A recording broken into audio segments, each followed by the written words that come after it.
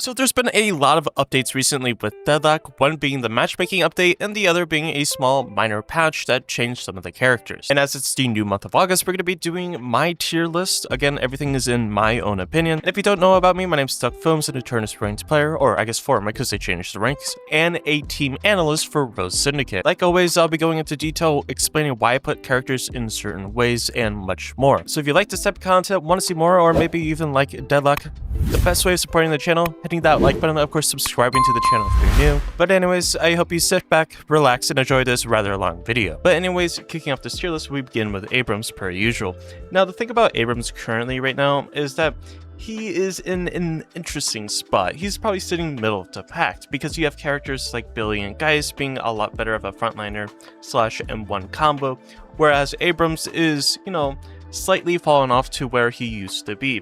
I think with a lot of the changes, how the meta is flowing right now, I think this character struggles to find his identity and struggles in a lot of different cases. I think there's better suited characters for his role, like a Billy, like a Geist, that this character unfortunately dies quite frequently with characters like Infernus, like Venator, like a Mirage, like a Pocket being such a high priority that he falls off and loses his identity. The one nice thing is that they did, buff Crushing Fists a little bit, so I guess that's a plus to him. Another thing is like they nerfed Echo Shard, so you can't do a double stun. They slightly nerfed Scourge, although that's not the biggest issue in the world. I think a lot has to do with the fact that the meta currently is just not suited for him. I'm not saying that Abrams or any of these characters in the game are unplayable or anything of the sort. I just think he struggles to, get a lot of impact. So I think putting him in the respectable B tier, just middle of the pack, is perfectly fine. Now, like I said in all of my tier lists, I think every single character in this game is playable in some regard. Of course, there's certain circumstances that favors one character over the other, especially with the new matchmaking patch where you can actually change your character in the pre-lobby and the ranked mode. So I think that adds a lot more counterplay and metagaming.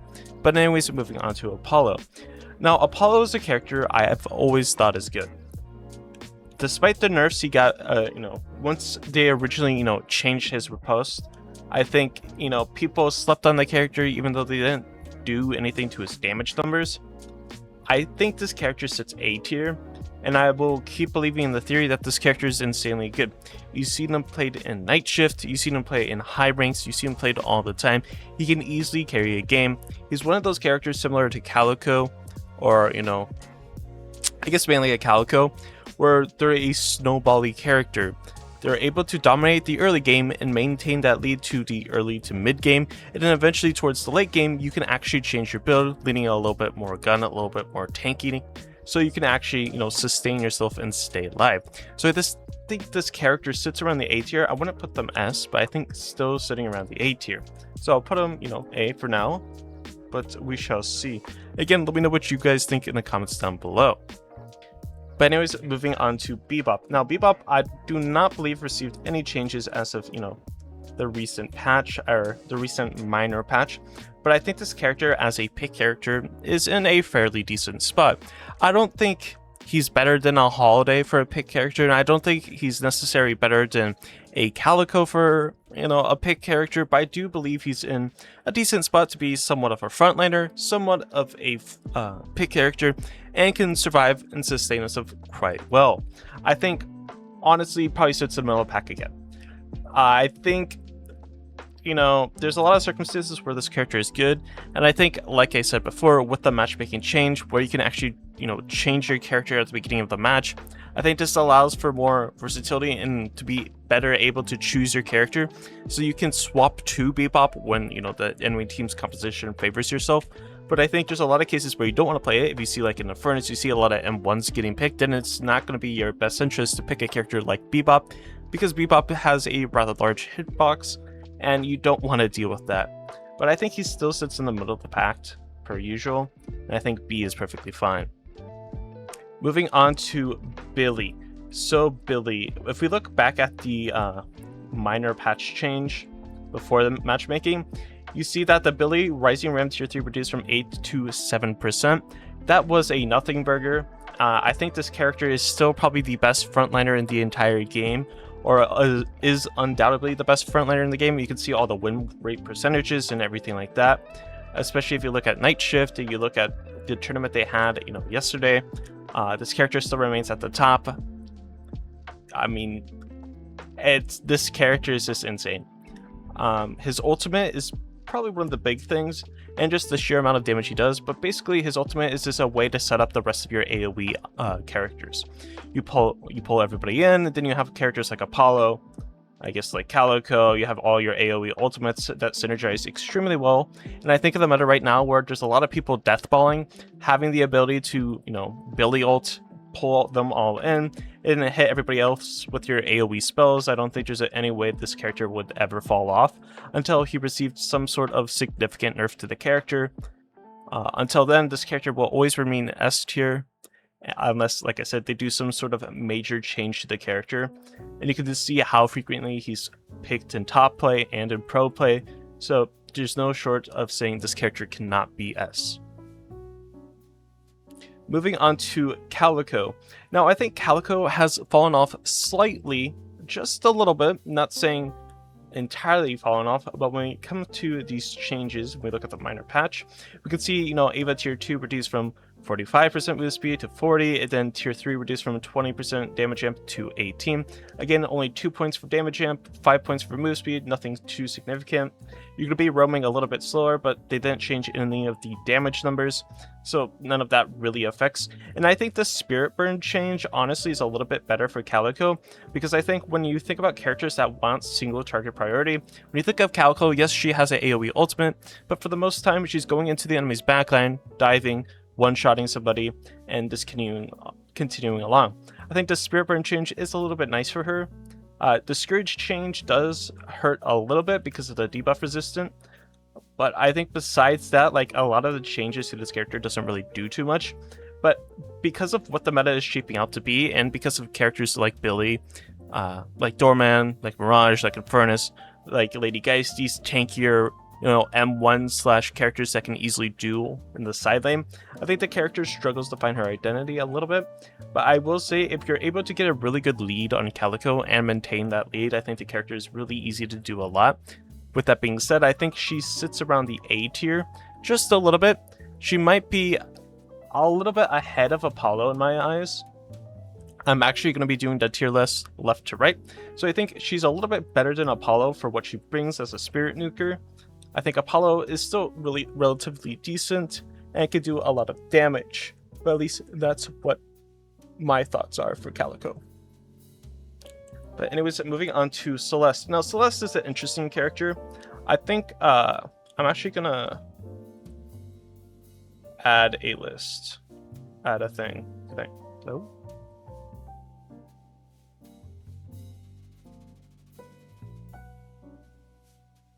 I'll do like a situational list. So I rate Celeste extremely high in my opinion. They gave her some buffs on this minor patch. If you look, Shining Wonder radius increased from 16.5 to 17.5 meters, meaning it should be able to hit you a lot more consistently. Shining Wonder damage increased by 10%. Shining Wonder buff duration increased from 3 to 3.25. I think this character is really good. And when you put into theory that the current meta is extremely deathbally and people are grouping and clumping together and running around the map, a character like Celeste, super mobile, has a really good ultimate for those instances where people are grouped up. It can be super beneficial to pick this character. I think the only issue that this character has right now is the fact that you have a lot of characters in this game that are extremely meta right now that shut down Celeste or does Celeste's job better. When you think about characters like Apollo, he can easily catch up and dismantle Celeste. You think of characters like Billy that can easily shut down Celeste. You think of other characters, for instance, like a Viscus, like an Ivy with her stone form to shut her down, like a McGinnis, to wall her off. You have all these, or even a Yamato that can continuously, tackle her, essentially, or grapple onto her. You have all these characters that just do Celeste's job better and have all the tools to shut her down, essentially. With that being said, I don't think she's, terrible. I don't think she's good, insane either. I think there needs to be more data on this character currently. to put her anywhere. It's the same idea with Apollo, is that people thought this character was terrible after the first initial riposte change. I certainly was not that person. I truly believe that this character was always A tier regardless of what they did to his riposte, because his damage numbers never changed and they were completely insane. And people are starting to realize, like, oh, this character is good. Well, yeah, it's because they never touched his damage numbers and nobody played them because they were upset because of the secondary change. It's the same case as Celeste. I don't think there's enough data yet to truly tell where she can be placed. So I think she's more sitting around the B tier until you get more data onto her. But that's probably what I'm thinking, at least in my own regard, so let me know what you think in the comments down below. But anyways, moving on to Doorman. Doorman still remains S tier. This character is insane, let's be honest. It's not necessarily about his damage numbers, it's more or less talking about his doorway. The fact that you can just door from spawn to mid-boss, or tier 1 guardians, for instance, is just too crazy to even think about. People will say, you know, he got some damage nerfs in the recent minor patch, which you can see here. If you look here, see all the damage nerfs, but like that doesn't change the fact that he has a doorway that goes from across the map. Yes, they did some changes to it where they increased the duration from 15 to 20, but they reduced the range from 45 to 40. However, they actually fixed the issue that his door scaled on Spirit. So his door has always scaled on Spirit, but before this specific patch, it was bugged and wasn't properly, adjusting for the Spirit. But now they actually fixed that, so the door is still as pretty much the same distance as what it was before. So I think this character still remains, super high up on the tier list. I think the fact that you're able to go from across the map in a second and then out is just insane. And competitive play at the higher levels, it's really easy to door with a full 6-man and just go from point A to point B and get out. I think in matchmaking, it's a little bit harder to get a ton of value and utility because people don't listen, they don't go through the door, they don't do this, they don't do that, which is perfectly fine. I think a lot of people, just hate that he can kidnap people from across the map under Walker. We all understand that. But the real reason why this character is so strong is the utility with the door allows for a full team to basically go from one side of the map to the other in a matter of a second, and then be able to contest whatever they need to contest and then instantly get out. That is why the character is so strong, and that's why he still sits at the S tier and probably will remain at that tier until they do something with the door. But yeah, so S tier undoubtedly probably the strongest character in the game currently, on par with Billy and others, so probably still sitting around the S tier. Now we have the Dwifta. So the Dwifta received some changes. See, Ren's Spirit scaling reduced from 1.8 to 1.7. The tier 3 silence duration reduced from 2.3 to 2. So again, the issue with this character right now is, yeah, he got some nerfs. The 1.8 to 1.7 isn't too big of a deal. You can still lean early Spirit in the game, and then a little bit later into the game, once you have your stacks, you can start building more gun items probably, and he'll still remain where he is. I think the biggest issue is, again, the current meta is everybody's deathballing. If you have a good team and they're communicating, Drifter shouldn't get too much value because everybody's stacked on top of each other, so his ultimate and his isolation kills won't matter too much. And if you're playing against a Drifter, you usually communicate to your teammates to hover one another, but that's up for debate. I think he still sits around the B tier, still does an insane amount of damage for early, mid, and late game because of stacks. Again, he's one of those characters like Vindicta, like Great Talon, like Drifter, that has stacks. You can continuously get strong throughout the entire duration of the match, and the character still is, probably middle of the pack, still sitting around the B tier. And I think for left to right order, we're just going to put him here for now, and then at the very end, we'll do our adjustments per usual. But this is probably what I'm thinking with Drifter. To all my big belly mains out there, it's time to rise up, and I'm talking about you, Dynamo. It's time to finally be released from the shackles. So, the issue with this character before was it was a gamble, a coin flip of who you were playing against in matchmaking. But now, because you can actually change your character at the beginning of a ranked match, this character gets a lot more value, and I think is completely situational. It all depends who you're playing against. Like I said, in your matchmaking match, you can now choose and swap characters. What I recommend you doing, if you have Dynamo unlocked for ranked, you love playing Dynamo, pick a different character to queue into. So you load up into the match playing maybe as Graves, and then you swap to Dynamo, because it doesn't show who you're swapping to, but you know who you're playing against, if that makes sense. So people don't know you're going to be picking Dynamo. I think doing that, metagaming that, allows this character to get a lot more value. Otherwise, if you queue up as Dynamo, people are going to be picking Sinclair, they're going to be picking characters that hard counter this character. So I think this character becomes super situational at that point, and you have to understand what to pick. I think this character has the opportunity to win you the games wholeheartedly. I've been a fan of this character for so long. Such a cool concept. And I think this character is, in a lot of circumstances, the win condition for a lot of different reasons. So I think this character has the opportunity to be one of the best characters in the game. You just have to understand what to play into, how to play the character, and what issues may arise depending on who you get through, essentially. So I think this character is situational. If you have the right enemy team, this character comes around the A-B tier. If you have the wrong enemies on a team, like a Sinclair or something, this character shoots all the way down, because Sinclair will always have your ultimate faster than yourself, so the character is below. The other issue with this character is not a character, essentially, unless he has his ultimate. If he doesn't have his ultimate, he's like not a character. So when you have your ultimate, you're like Giga Chad maxing the best character in the game. When you don't have your ultimate, you're super sad. Whereas like Billy, if you have your ultimate, you're super strong. If you don't have your ultimate, you're still super strong. That's why you have these characters that do Dynamo's job a little bit better, but I still think Dynamo has his own unique job in the sense that his ultimate can win you the fight despite having a Billy in the game as well. So these are just things to consider. So I would say like the situational tier, depending on who you're playing against and whatnot. Anyways, moving on to Graves. So Graves, let me change this actually. Graves probably D tier.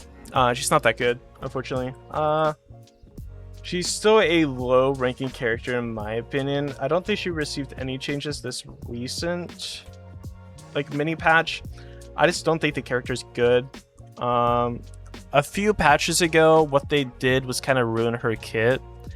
But I think having an auto-aim character being good in the game is not particularly good for the game, if that makes sense. Sometimes it's nice to play against a Graves, because if you go into her lane and she places her tombstone, you're just generating yourself free souls. So I think she sits towards the D tier. Yes, Buff Enjoyers just played it yesterday, if you're watching this at the right date, or played it on last Sunday in a tournament and won. But I'm saying, generally speaking, she's not particularly good. She's a good counter for Doorman, though, I will say that, because you just put your line ability in front of the door. Everybody gets stunned on the door walking through it. So that is like something to think about. But generally speaking, the character is not good. But of course, that can be said to a lot of the characters in this game. Generally, they're not good, but if you get fed, then the character is amazing. So every single character is situational and subjective, but that's just my own opinion. The character sits D tier, at least for me. Now, I am a Great Talon main. I put a lot of hours into Great Talon before, back in the 4 lanes, and now as well. But generally speaking, this character in the current meta is not that good, because everybody is honestly just grouping up, clumping around, running each other down.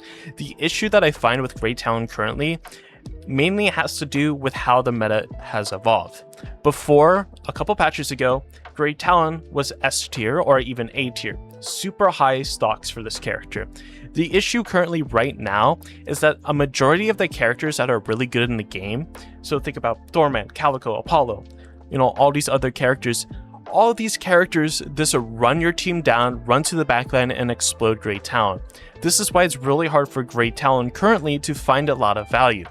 But there's some circumstances where you can get away with playing this character. That's why the introduction of the new rank system allows you to swap your character and allow you to get a more favorable matchup for a Great Talon or whatever character you're playing. But as it stands right now, I think a majority of the characters, or a majority of the players, are playing characters like Calico, Apollo, Mirage, Infernus, all these characters that just run down Great Talon. So it generally just drops all my stocks for this character. I'm not saying this character is super bad, but on par of characters in the B tier, I think he sits just below B tier. Like I said, the biggest issue is that a majority of the characters just run him down, so it's hard for him to get value. But if you do get value, you know, it's a tremendous rewarding experience because, you know, you do a ton of damage, you get a ton of stacks, but I think you have to be playing against the right composition. This is why, you know, the stocks on this character have significantly dropped from versus a couple patches ago. Yes, they didn't really tweak any of his numbers or damage. Yes, they did drop his bird stacks from 10 to 8, but that's besides the point. It's more or less what the current meta is, and the current meta doesn't favor, you know, these characters that sit still in the back of the map, because you have all the characters that just run him down. So probably sitting around the C tier. So moving on to Haze. So with Haze, the big thing is they nerfed Echo Shard, which is relatively massive. And then they just nerfed the character in general. They reduced the spirit scaling on her dagger. They reduced the fixation. Like, this is like the big thing. I think this character is really bad now. She's good in certain circumstances where, again, like, you have to have like the perfect, you know, team composition to play against for the character to get a ton of value.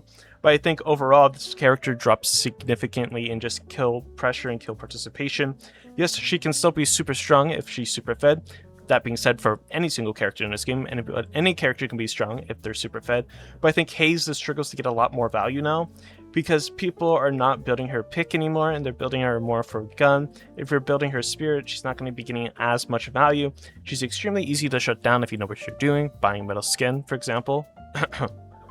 Indomitable, pairing those up, the character gets no value. So I think the meta as well just doesn't favor this character anymore. If she still had her dagger to where it was in the Echo Shard, then the character would be a peer. But I think the issue is the Sleep Dagger and the Echo Shard change just completely nuked this character, and this character just drops all the way to the D tier. At least in my opinion. Moving on to Holiday. So I think Holiday is still probably one of the top pick characters this season. This patch. When you look at some of the changes, you know, they didn't really change Holiday in terms of the most recent patch. They changed her a couple patches ago with a little bit nerf to her barrels, overall spirit scaling. The spirit burn change definitely hurts her just a little bit, not too much though. I will say the restorative locket stocks on her have definitely gone up. The restorative locket in general has just, you know, this item is completely broken, so you should be buying Resto Locket on pretty much every single character in the game now again because of this change here. Heal per boon increased from 0.32 to 0.5. You'll be healing a ton towards the end of the late game. Spiritual Overflow is nice. But overall, this character still remains at one of the top pick characters in my opinion. So probably around the A tier. I wouldn't put her S anymore. I'd put her A because of slight nerfs and just how the meta is panning out to where you're doing a lot more death balling. So having this character being able to get a pick and then bring it into the death ball and you blowing up the character is really good. But eventually towards the end of the late game, you know, you have characters like Viscous or, you know, other characters that are building some sort of, you know, heal beam and just pulling the, or rescue beam, sorry, and just pulling the characters that got lassoed back. So these are some things to consider. If you find yourself playing against a Holiday, then it's probably in your best interest, depending on what character you're playing, to buy rescue beam so you can rescue the person getting lassoed. That is something to keep in mind all the time. But that's probably what we're sitting right now, is that she still sits around in the A tier. Now, moving on to Infernus. Infernus is a character I rate super heavily. I think the character is very insane. I don't think he's the necessary S tier, but I think he sits on the border of S and A tier. You know, leaning more towards S, leaning more towards A, depending on how you're playing the character. You should be playing the character as a hybrid dash build, because that is the best way to play him. I think this character is very good, but you have certain characters, Doorman, Mirage, that kind of just shut the character down from doing what he wants to do. There's a lot of characters in this game that shut this character down. One being Billy, who is a top-rated character in my opinion, can easily shut down an Infernus.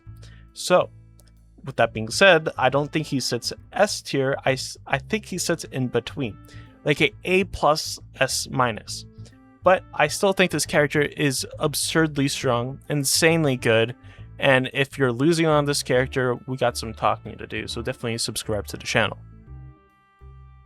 Ivy. Talking about Ivy, I think Ivy is very good for a support right now. when we go ahead and look actually at the changes, so stone form of tier 3 spirits getting reduced from 1.7 to 1.5. That's not super significant in any regard. I think the character is really good. I think this character has a lot of map pressure with the ability with her ultimate to be able to fly around, fix waves, just like a Mirage in a sense, being able to go around the map, fix waves, and then go back to the fight. I'm not saying she's on par of a Mirage, I'm just saying she has the same ability to do what Mirage does with his ultimate. She's a really good support, she's a really good gun carry depending on how you build her, and she's all around a solid character. Her ultimate is a big, large AoE silence paired up with Lightning Scroll. You can easily stun the entire enemy team and silence them for a rather long time. So I think depending on how you build this character, it can be super impactful. That's why this character is, relatively strong in my opinion, because the character can be built relatively many different ways and still be super impactful. Whereas when you have characters like Wraith, Haze, they have to be built a certain way, and it's a kind of a coin flip if the character is able to come out on top at the end of the match. This is why characters like Ivy probably sit around, middle of the pack, around the B tier. Not saying they're terrible, not saying they're absolutely strong or insane, but middle of the pack, they could be picked in a lot of different scenarios depending on the rest of your team composition versus the enemy team composition, and the character has the ability to shut down a lot of the characters in the game. This is why she probably sits around the B tier, at least in my opinion. Again, my opinion. You get the idea. Now, Kelvin. Kelvin is an interesting character.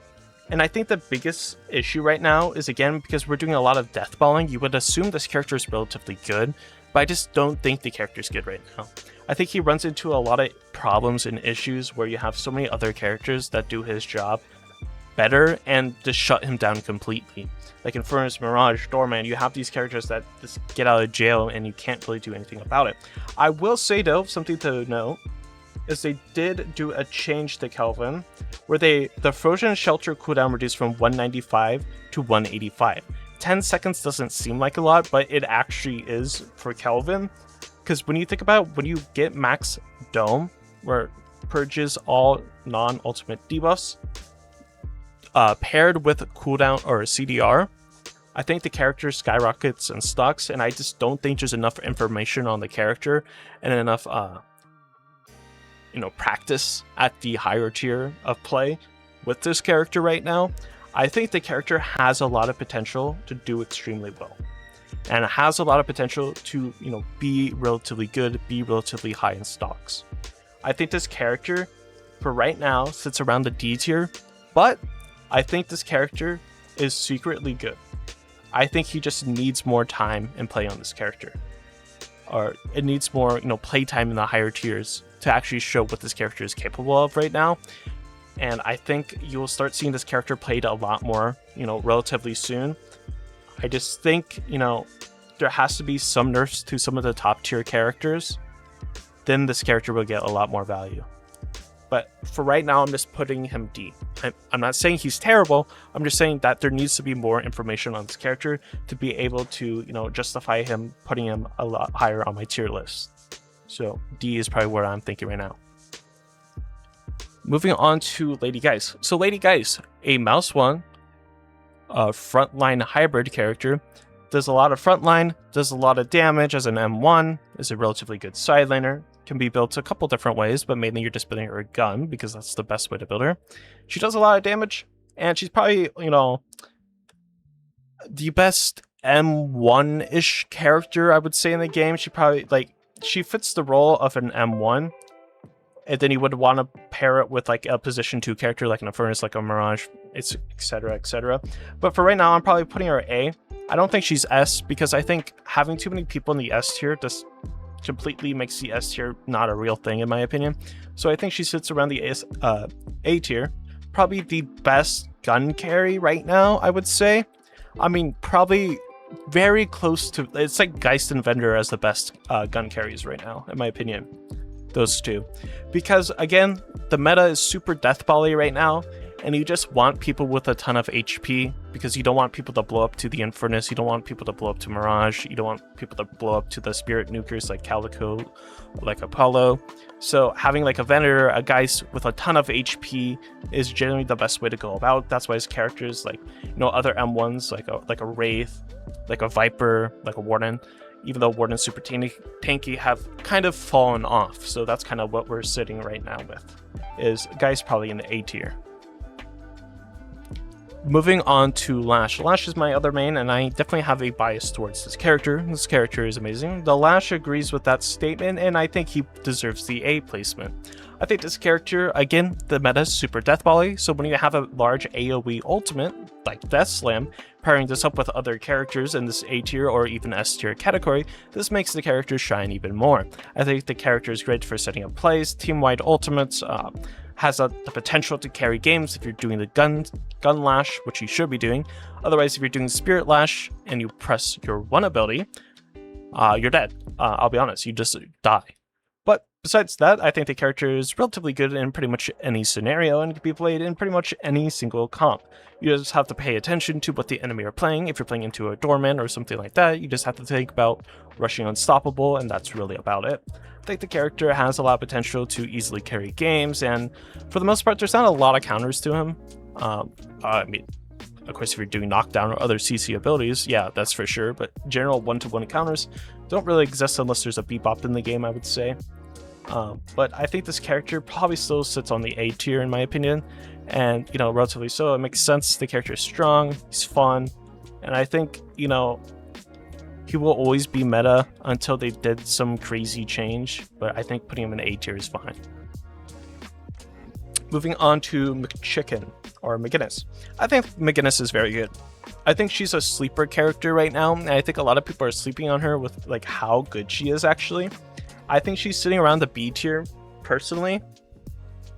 I think she's strong, especially if you're maxing your secondary ability, your heal. She's very good in that regard.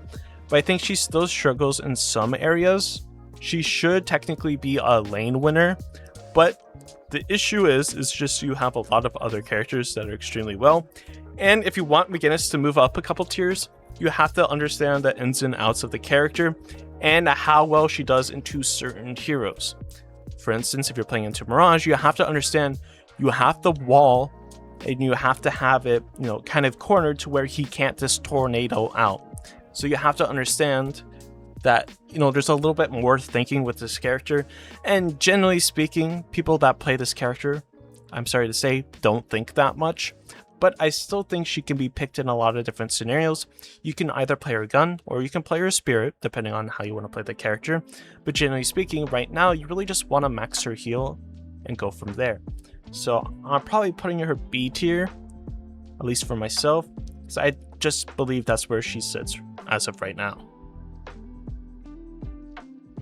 So Mina, they didn't really do any changes with Mina, I do not believe, as of this, you know, most recent patch. I guess they did a little bit with her bats. They recast time increased from 3.5 to 4, and then tier 3 cast range increased from 3 meters to 4 meters, so a little bit of a buff to her bats. That's really about it. I will say the big thing was that, you know, the Spirit Burn change kind of hurt her initially because she lost that big identity of being able to proc Spirit Burn in a large AoE. However, I think this change with Spirit Burn to a character like Mina is actually a little bit better because it no longer hits enemies until it only affects the primary target, and it changed the cooldown being on the item to being target based, so it will proc on each enemy, which is good instead of doing a large AoE. So it's a little bit better now for Mina because you can be more single isolated targets, and you can actually proc Spirit Burn on who you want to proc. But I will say another issue is, you know, here the Mystic Shot and the Tank Buster, it no longer procs off of items. Originally, Tank Buster would proc off of like Mystic Shot, and then that would trigger Spirit Burn. So that's a slight nerf, and you might need to change a little bit with your build. But overall, I think the character is really good because a couple patches ago, what they did was the boon rework scaling, where the health per boon was reduced by 5%. And when you have a character like Mina that does percent damage, having a lower HP, you know, threshold with a character that has sort of like an execute with Rake makes the character extremely good. The issue is that you have a lot of characters that shut down this character that are in a high priority. Characters like Apollo, like Holiday, for instance, like Calico, like even like Billy, you know, high priority characters that just shut down this character. But I still think she does a ton of damage. She does a lot for her team. can be a really good carry or a position 2 type character where she's not necessarily the main farmer, but like a Geist, but she still has, the potential to carry the game in the, mid to late game area. So I think this character sits around the B tier. Yeah, B tier is probably the best way to put her. Oh, Mirage. This character is still a top character. So Mirage. So the thing with Mirage in the most recent mini patch was they changed a little bit of his scarabs. So the duration went from 7 to 5, tier 2 reduced from +2 to +1. The fire scarabs tier 2 now also increases their duration by 2. Dust Devil tier 3 no longer increases lift duration by 0.3, and a fixed the Gems Mark tier 3 still being a -1 cooldown instead of being -0.75. So some slight nerfs to the character. It's alright, it's whatever. The Echo Shard nerf was big for this character as well, which is good. The issue remains still that the character is still completely strong, whether you want to believe it or not. The character still is probably one of the best side lane duelists in the entire game, and what I mean by that is that if he's in the side lane, solo farming, solo pushing, he should be winning every single 1v1 duel in the entire game, unless it's like a Venator, for example, with ultimate. That would be the only circumstance, but besides that, this character should be winning every single engage. The character has the ability to fix all of the bad macro your team might have, has the ability to solo push, solo carry, and solo win fights. Even with these slight nerfs to his Tornado and Echo Shard, I still believe you build this character, Tornado, you might not necessarily lean into Echo Shard now, you might lean more into Ricochet or Scourge, you might lean into more damaging items first, and then you might get an Echo Shard as your last item now, which isn't a big deal. I think this character still shines a lot of different circumstances, still does a ton of damage, and still can be relatively hard to shut down. So I think this character probably still sits in the S tier, and I truly think to shut this character down, you just, try to ban it, or you just try to maximize the amount of CC you have or crowd control to properly shut him down.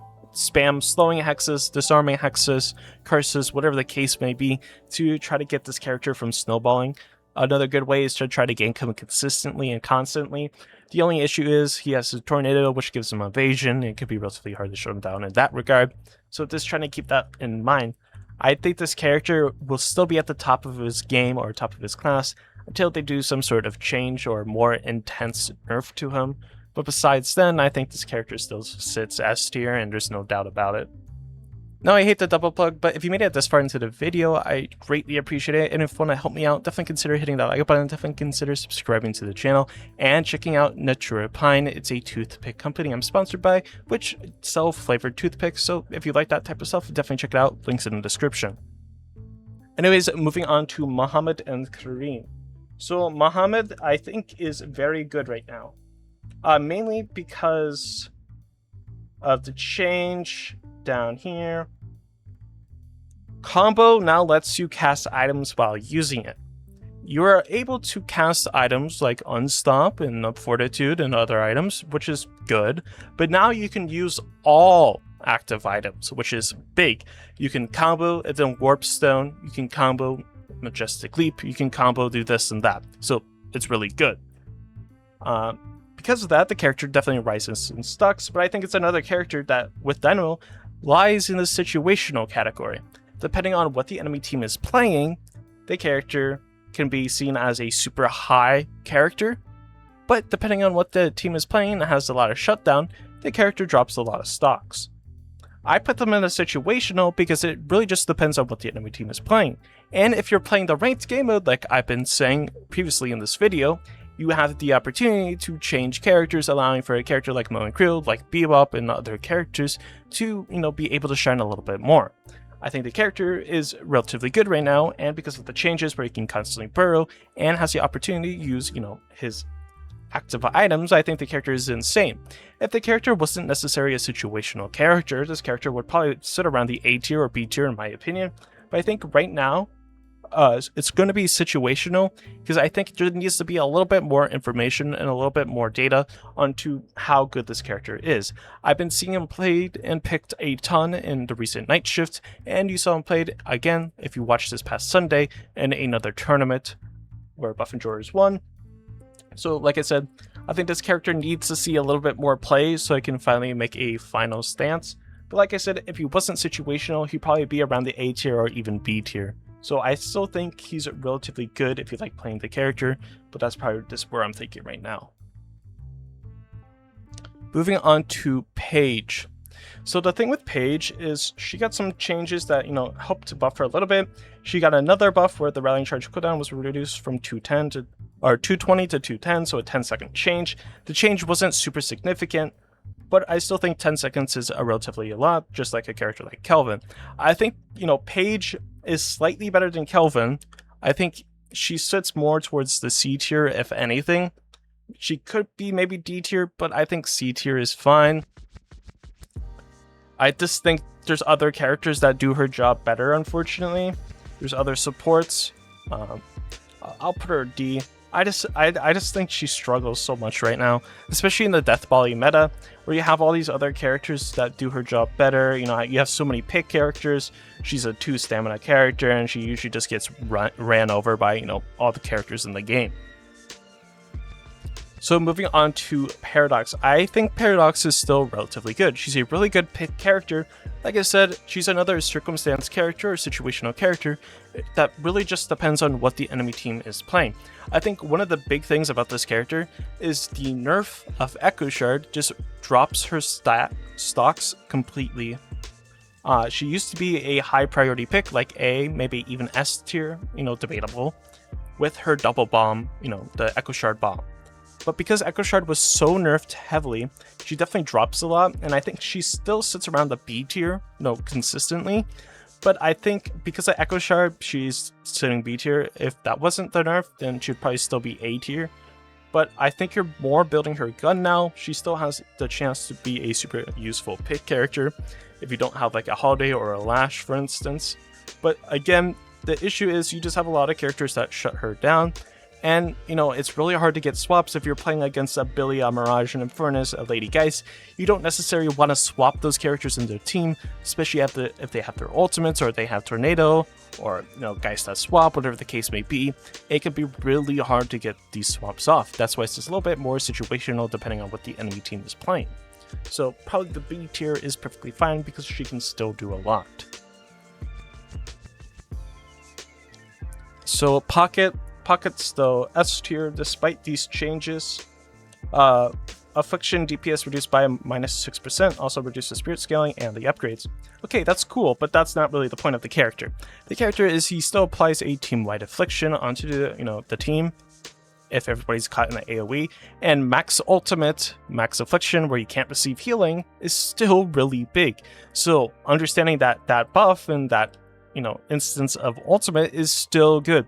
This character will still always be at the top of the list, always pumping out max damage because of how impactful the ultimate is. There's a lot of ways you can, go about dealing with him, like picking him against or, getting more divine barriers, but the issue of this character still remains that, his ultimate affliction is still really good. I don't think people understand that, like, people are crying that this change is the death of Pocket, This change here is like the death of Pocket, but it honestly doesn't really do anything. So he still sits at the S tier. Okay, moving on to Rem. Rem is in an interesting situation to where I don't think he's amazing. I don't think he's terrible. I think he's all right. I think the character is good in certain compositions, certain circumstances. I think there's supports that do his job a little bit better. But I think for right now, I'll be putting him B tier. Middle of the pack, and yeah, that's where I think. 7. Where do I think 7 is? 7 is alright. Yes, he has a really good AoE ultimate, but I think a lot of the changes and just how the meta is currently playing out, hurt him pretty hard, I would say. Yeah. This is a lot of death balling. In the team compositions. You also have like so many characters that just kill 7. It's like the same thing with talent, where 7 kind of wants to sit in the back for a little bit. And you have Calico, you have Apollo, you have Holiday, you have Infernus. The issue with this character is that 7 has a ridiculously large head. So you have characters like Infernus, Mirage, Lady Geist, Lash, that even a Holiday, that all shoot his head, and he just takes 1 billion damage. So it's really hard for him to get a ton of value. So I think he's sitting around the C tier currently. Moving on to Shiv. This is going to be a controversial take. I don't think Shiv is good right now. And I think a lot of people would agree with me that he's not in the best stance, but some people might disagree that he's good. That's perfectly fine. I think the issue with this character is, again, you have characters like Billy. You have characters,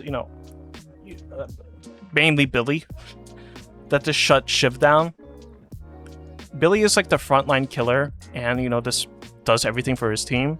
So having this character just shuts Shiv down. So I think Shiv is around C tier. I think Shiv, don't get me wrong, if this character is fed, the character instantly skyrockets. But generally speaking, this character has fallen off so hard and has definitely dropped in pick priority, especially if you look at Night Shift, you look at the recent tournaments, you look at the higher elos, you can see this character isn't picked a ton anymore. This character runs into the same issue that it's a really super death volley meta. You have all these picked characters, you have Billy in the game that just shut Shiv down, that scale better. The issue is that Shiv, although he has a ton of mobility and movement, you can't really catch a Mirage. You can't really catch a Pocket.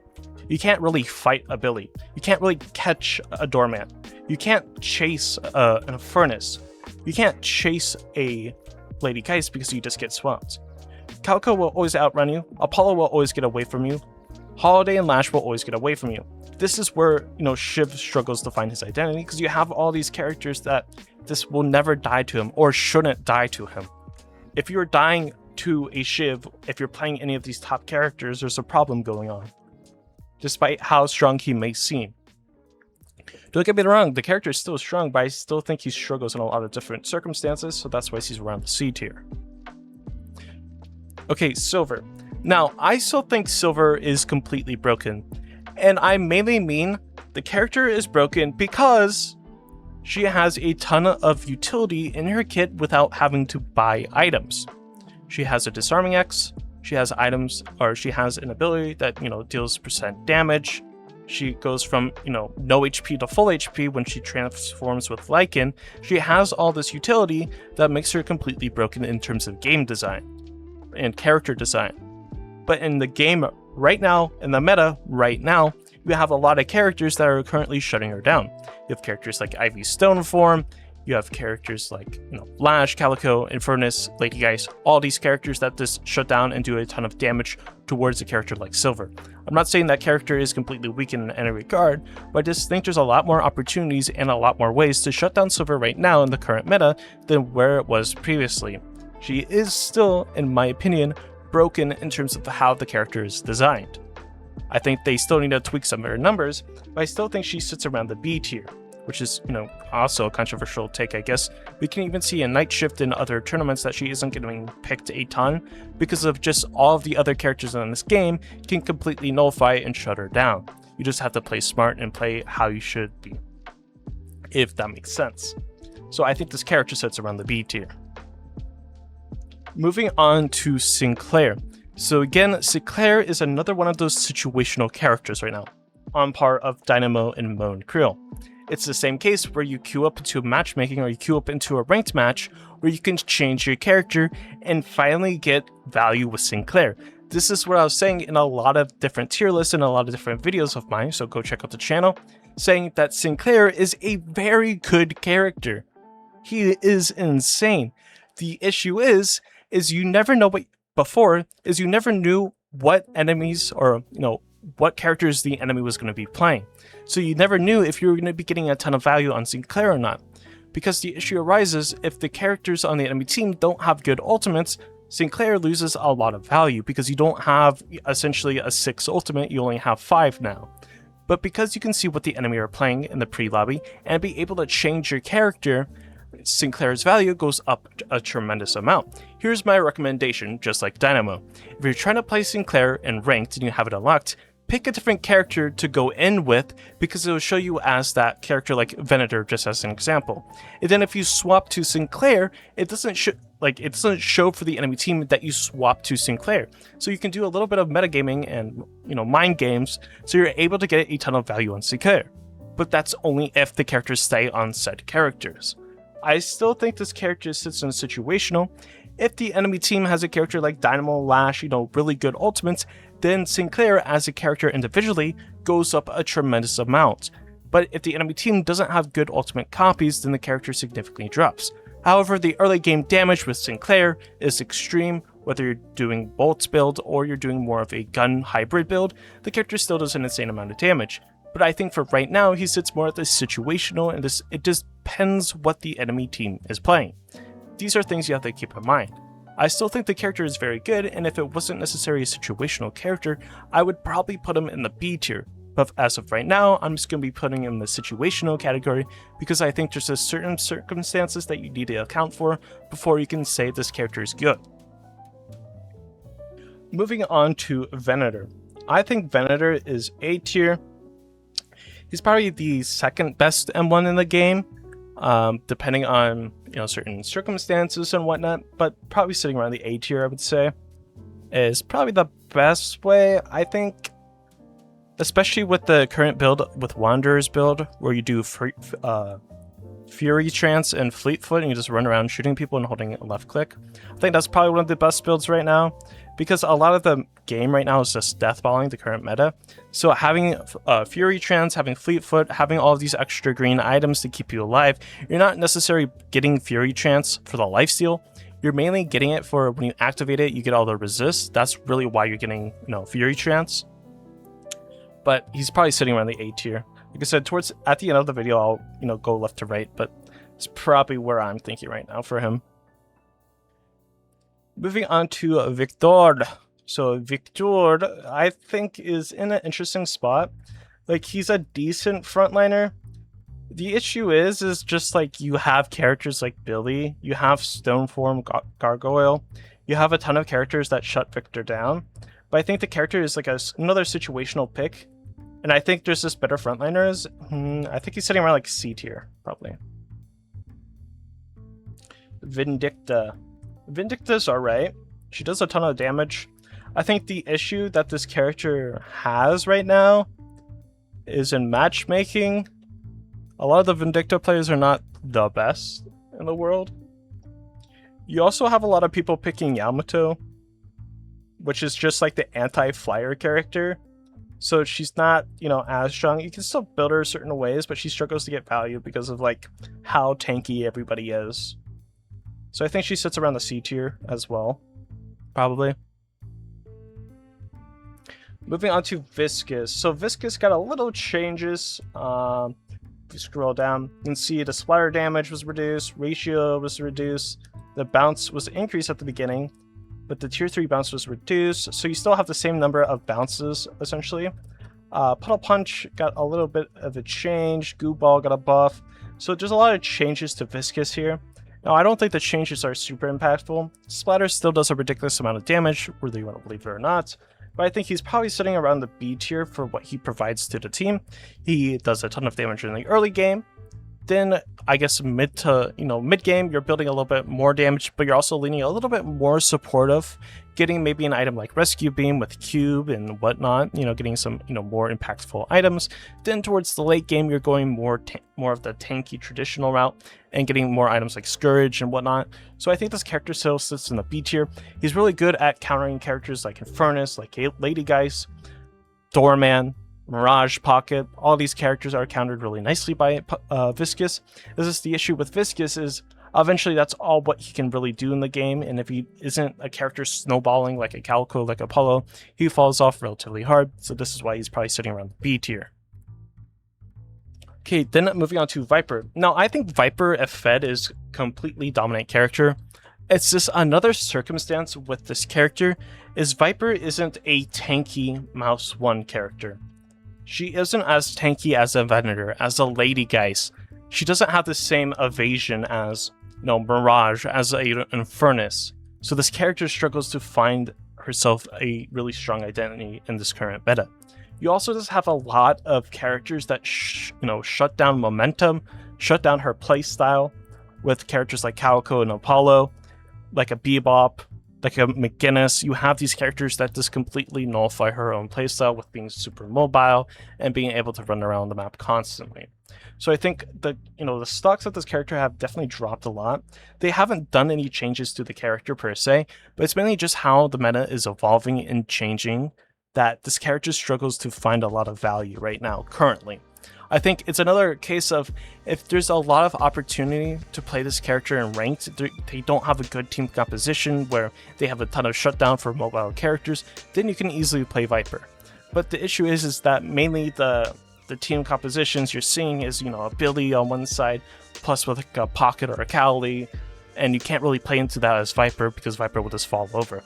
This is where this character, struggles to find, herself an identity, is just you have all these, roadblocks essentially for this character. So I think placing her C tier is fine. Moving on to Warden. I think Warden is really bad right now due to the fact that, you have Geist and Vendor as being like the best mouse ones in quotations. Warden's gun damage is terrible because they keep nerfing it, and the only real way to play this character as of right now is mainly ult build. And if you're building him ult build, like, you should have just picked a different character like Infernus or Mirage at that point, because the character struggles to get a lot of value in that regard, especially in the high elo and in competitive play, like pro play in quotations, like Night Shift and whatnot. The character struggles to find a ton of value if you're not building more towards a ult build, because like I said, his gun got nerfed so much that it it struggles to do damage. So he probably sits around the D tier in my opinion, honestly. And with Wraith, it's crazy to me that this character is a little bit better than Warden, because it just hurts my soul to see this. But I think Wraith probably sits on the C tier for the same aspect that, like, she has the same problem as Vyper, where she needs, like, if she gets shut down with movement, if she can't be able to escape with her teleport, she just gets shut down by all these characters, like S through A. Billy, Mirage, Infernus, Lady Geist, Venator, Apollo, Calico. Like, all these characters shut down Wraith easily. All these characters. This is why she's in the C tier. Because you have to think about, like, what characters counter one another, what characters shut down one another. And for instance, all the characters that shut down, Wraith, Vyper, all these characters, they're all in higher tiers for that example alone. Now, lastly, we move on to Yamato. So this is a little bit of another, I guess, controversial take. The issue with Yamato right now is, yes, the grapple is extremely annoying, don't get me wrong. They kinda nerfed it in the most recent minor patch. I think the issue right now is the character is extremely snowbally if you're building her more of the gun build, which you're supposed to do, because her spirit is just not good. The thing with Yamato is that you have all these characters that shut down Yamato. It's really easy to counter Yamato by buying items like Dispel Magic and breaking line of sight instantly after. Also, the character falls off pretty hard if you're playing right and you're counter buying items at the correct time. If you're buying those items and you're breaking line of sight all the time, the character struggles to find a lot of value. She can be super good, but it's just like, if she doesn't have her ultimate, she can't really fight too much. It's just like another case of a Dynamo in a sense that, like, if Dynamo doesn't have his ult, it's not considered as a character because, she can't really walk up and do anything because she will explode. The issue is that you have a lot of characters that, blow her up. Like, you have like Doorman, Infernus, Mirage. Yes, she can cleanse with her ultimate, the marks and the afterburn, but it's just like those things will be constantly ticking.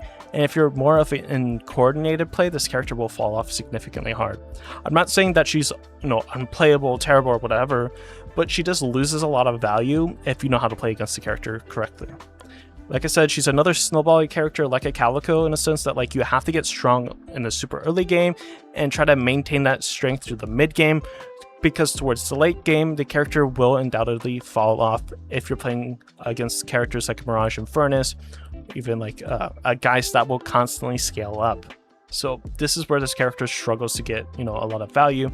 It's because you have a character like Geist that's such a high priority in terms of pick rate that she struggles to, you know, do anything in a sense. I'm not saying the character is completely bad or anything, but I think she sits around the C tier in terms of like a power ranking tier list, because all of these characters, in a sense, like I said with Wraith, all the characters B, A, and S counter everything below one another. Like all the S, what did I just do? All the S characters counter all the A characters, essentially. All the A characters counter the B characters, all the B characters counter C, C counter D, and so on. Like you kind of get the idea. This is how tier lists work in, you know, most, you know, channels and around YouTube. Is that the characters that are all the way up S is because they have like every single tool to like deal with everything. So Yamato struggles to fight upwards if the enemies above them know what they're doing. This is usually Yamato can get away with a yacht a lot because people don't know how to play into Yamato, essentially, because she's never been strong as of recently until now. Like before, you would get the really good Yamato one tricks around here and there, but she was not, you know, picked as heavily as she was right now. So this is why like people don't know how to play against her. But I think people are starting to understand how to play against like the new Yamato build where you're building like more for your grapple. And I think the characters, you know, it's really easy just to shut her down essentially. But that's my opinion of Yamato. You know, my opinion can be completely different from your own, which is perfectly fine. There's nothing wrong with that. But anyways, let's get on to the last part of the video. So we made it to the last part of the video. So the last part of the video is going to be left to right order, which I traditionally don't do in a lot of my tier list videos, even though I probably should. So we are going to be doing that. We're going to be power ranking from left to right. So in the S tier category, Doorman, Billy, Mirage, Pocket. I think this is a fine order. I think Doorman is probably one of the top priorities. You could even like throw Billy there, but I think Doorman is the top priority because of his door. And his ultimate is a really good shutdown, but the door is just insane. It's like, that's the main reason why you're picking Doorman. Billy is extremely good. Billy can shut down Mirage. Billy can shut down Pocket. So I think putting Billy in the second area is fine. Mirage is probably the best hyperscaler right now because of the amount of map pressure he has, his tornadoes, his raw damage, and depending on how you play him, can, you know, just nuke lobbies. So I think putting him here is fine. I think he's slightly above Pocket, mainly due to the fact that there was a slight nerf to Pocket in terms of his ultimate, but I don't think like the Pocket nerf was enough to like bring him down to like A tier or whatever. So I still think he's probably in the S tier. Moving down to the A tier, Infernus above Lady Geist is fine in my eyes because I think Infernus is really good. Especially with the Flame Dash build, the hybrid Lightbringer has. I think A build is fine. Lady Geist, I think Lady Geist is the best M1 carry right now, / frontline as well. I think that's fine. Then I would probably place Calico. Yeah, that's fine. If I place Calico, then I would place Apollo.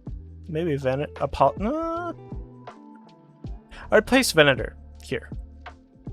I like Apollo more than Venator, in my own opinion. Then I would do Venator. Then I would do Holiday. Then I would do Lash. That's fine. Yeah, that's fine. That's fine. Yeah. Maybe. No, I like that. Okay, B tier. Abrams probably. Then like a Viscous. Then an Ivy. Then a McGinnis.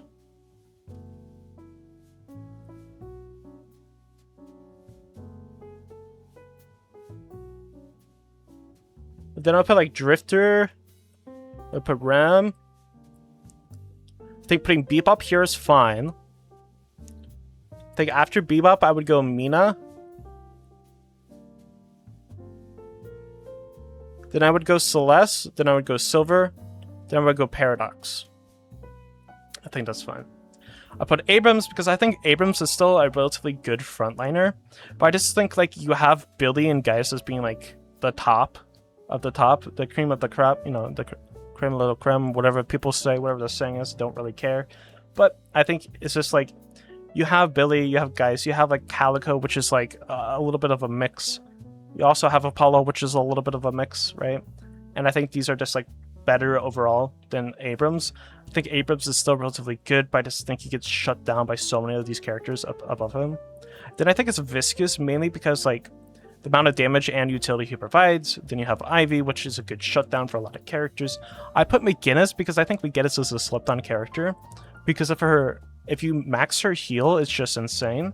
Like 1 point into her secondary ability, which is her heal, gets you minus, what is it, 40% spirit res or something like that while staying in it, which is just crazy. Then you have Drifter. I still think Drifter is really good. Still a ton of damage, everything like that. Then I think you have Rem. I think Rem is still relatively good, and you know that extra healing is nice. I do think he's dropped a lot because of the Echo Shard change, and Rem's loved buying Echo Shard because you got the double tag along. You could still buy it, but now you have to be a little bit more like, I guess, smart with how you use it. Then I would probably put Bebop, because I think Bebop is like another good pick character alternative in terms of like Lash Holiday. Then I'll probably do a Mina. Still think Mina has a ton of carry potential. And I think Celeste, some people have dropped Celeste down a couple tiers, but I still think Celeste is really good. I think she's a slept-on character, especially with a lot of the changes they got. Silver, in my eyes, still completely broken. Still has a ton of carry potential, regardless or not. Then it's a Paradox probably towards the end, because I think the Echo Shard has really made her a lot harder to get value on, the Echo Shard change, at least in my opinion. So probably around the B tier. I still think she's a great pick character though. C tier. At the top of C tier, I'd probably put like Shiv, Viktorrrr, Yamato, GT. I'd probably do like that. I think these two characters right now, 7, Wraith, are really bad in the current meta. Like they struggle to get value. Like Wraith is like a debatable because like if Wraith power farms enough, like she can easily carry. But it's just like all of these characters just shut her down super easily. All of these characters just like to abuse like a character like Wraith, like 7, like Vyper. All these characters like to abuse them. I put Shiv because I think he's the better frontliner out of these three. Then I would probably go Viktor because Viktor essentially like, counters Yam. Then I would go Yam. I put Yam above the Flyers because Yam inherently counters Flyers and it counters like hypermobile characters like on Vyper. So putting Yam above these is fine. 7 is like a question mark in my eyes because like he's alright, like he's good in certain circumstances and not. It's just you have all these characters that counter him so well. Wraith is like, you know, poop in my eyes right now. Then moving down towards the D tier, I'd probably put Warden as the top D. Sorry. The top D. Then I'd probably go like Haze. Then like a Paige. Then a Kelvin. Then a Graves. I put Warden in D tier because right now he's just not good, in my opinion. Everything above him counters him relatively well, shuts him down extremely well, all the characters above. You also run into the issue of you can't really build him gun anymore because they nerfed guns so hard on him, and you'd get a lot more value building ult build. And at that point, if you're building ult build, you might as well have just picked a different like Spirit Nuker at that point, if that makes sense. Then I'd probably go Haze, even though she got significantly nerfed with the Echo Shard and the Sleep Dagger and a fixation stacks as well in the damage. She, if strong, she still is really good if you build her more gun. Then I would probably go Kelvin, because I think Kelvin's a slept-on character. Like I said, when I was placing him, I think there needs to be more data on the character to actually move him up tiers and stuff. And then we'll see from there when I do my updated tier list in a couple weeks' time. Then probably Paige. I think Paige is really good at early game harassment, and I think can be super impactful for the rest of your team. I think the issue with this character is that it's the same case where you have so many characters that can easily jump and dive on top of Paige to where Paige just instantly blows up. And that same thing can be said with the rest of the cast in terms of Graves. I think Graves is in a weird area as well, that Graves can counter Doorman, But yes, she can counter Doorman, but you have all the other characters to jump on top of Graves, as she is in the same bus of Paige. I think because the meta is so super, deathbally right now, Graves can struggle, to get impact, and it can be relatively hard to play her. Then lastly, we have like the situational area. So that in terms of situational, like I think realistically, if I move them out of situational, I put this character D. And if I move Mo out of situational, I'll probably put him A or B. And if I move Sinclair out of situational, I'll probably put him C. But I leave these in situational because it really just depends on what the enemy team is playing. Like, truly. Like, the rest of these characters, like, you can pretty much play, like, whatever, like solo queue. But I think Dynamo, Sinclair, and Mo and Krill are so specific to what the enemy team is playing that they have to, in order to get value, you have to know what the enemy team is playing. That's why I said if you're trying to queue those characters in ranked, you want to queue in with a different character, then swap to Sinclair or Dynamo or Mo and Krill so that you can actually get value. As this Sinclair is too reliant on what the enemy team is playing, same with Dynamo, and Mo's super situational because it's the same case that it's super reliant on what the enemy team is playing. If they're playing a ton of characters that instantly shred frontliners, Mo and Krill is just going to be in a lot of trouble. If you're playing against the characters like Geist, Infernus, Venator, McGinnis, the characters that like to shoot people in the head, if you're playing Mo and Krill, you're just going to blow up because like he just takes 1 billion headshot damage. The thing with Dynamo is that if they're playing characters like Ivy, Apollo, if they're playing characters like Lash, until you get unstop, you're not going to be a character. The thing with Sinclair, like I said previously, if they're not playing characters with good ultimates, you're now just playing a 5v6 essentially, because Sinclair's not going to be doing a lot. I'm not saying that the characters are terrible or anything, but that's just how I view them. Now, like I said, this tier list is all in my own opinion, and I always say for reference that honestly, any single character in this game can be played and can absolutely carry a match. It just really depends on how the match is going and what you're playing against. And if you get fed or not. A fed Graves can win the game. A fed Warden, a fed Haze can win the game. It just really just depends. You do S tier has the higher chance of winning even if they're not on the best farming and whatnot. So, like I said, any character is playable for the most part. You just might struggle with the lower tiered characters, which is perfectly fine. But anyways, that was my little tier list in terms of, at the time of recording this, August 3rd. But yeah, let me know what you think in the comments down below. If you haven't done so already, make sure to hit that like button. Of course, subscribe to the channel if you're new. I hope you have a great and safe day, and I'll catch you in the next one.